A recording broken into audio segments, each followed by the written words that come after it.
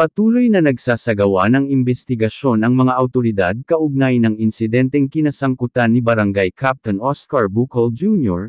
ng 3 de Mayo. Ayon sa ulat, nagkaroon ng hindi inaasahang pangyayari habang siya ay nasa kalagitnaan ng isang livestream sa loob ng kanyang tahanan kagabi. Pagkaputol ng livestream, makikita sa video na kasalukuyan pang nagsasalita ang kapitan tungkol sa ilang isyong lokal nang bigla itong huminto.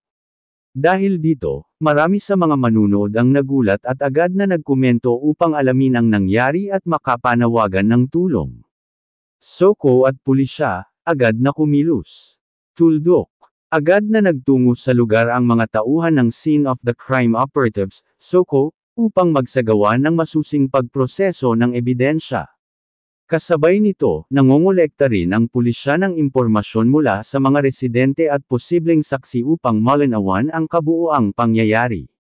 Kondisyon ng kapitan, patuloy na sinusuri. Ayon sa paunang impormasyon, kasalukuyang inaasikaso ng mga medical responder ang kapitan at patuloy na verify ng Brigada News Team ang kanyang kondisyon.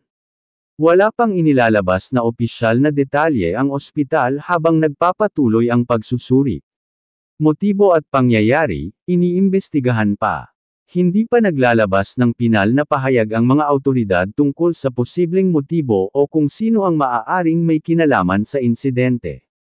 Inaasahang makakatulong ang nakuhang impormasyon, video, at mga ebidensya para malinawan ang buong kaso.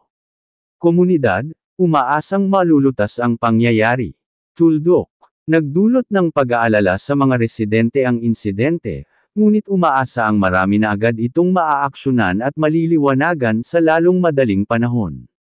Hinikayat din ng lokal na pamahalaan ng publiko na magbahagi ng impormasyon kung mayroon silang nalalaman na makakatulong sa imbestigasyon.